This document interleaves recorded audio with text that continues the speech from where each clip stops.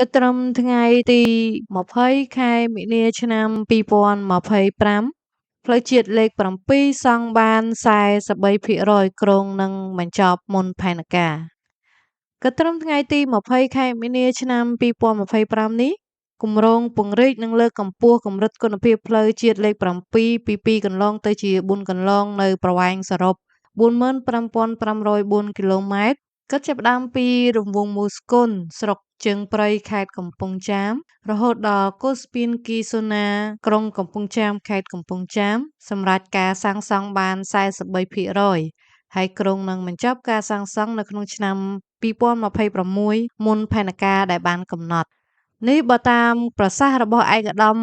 លឹមស៊ីដេនិន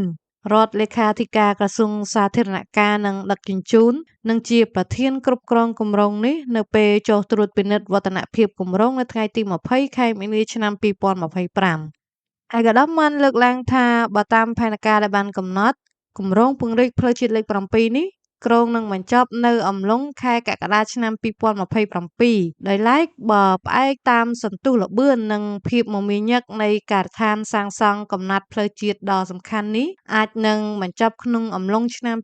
2026ខាងមុខគឺលឿនជាងផែនការដែលបានគ្រោងទុកដោយបច្ចុប្បន្នគិតត្រឹមថ្ងៃទី20ខែមីនាឆ្នាំ2025គម្រោងនេះសម្រេចបានការសាងសង់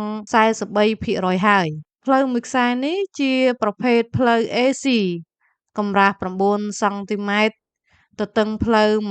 24.5 ម៉ែត្រស្មើនឹង4កន្លងដោយត្រូវសាងសង់ស្ពានថ្មីតូចធំចំនួន8មានប្រវែងសរុប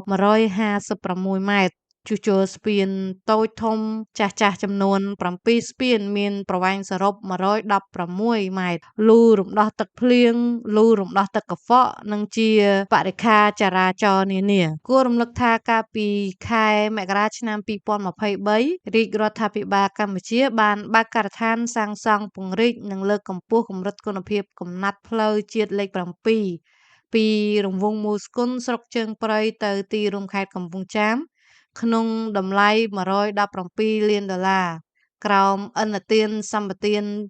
ពីរាជរដ្ឋាភិបាលចិនអរគុណប្រិមិត្តសម្រាប់ការតាមដានស្ដាប់សូមជួយ Subscribe Channel រៀនអានដើម្បីទទួលបានព័ត៌មានថ្មីៗប្រចាំថ្ងៃ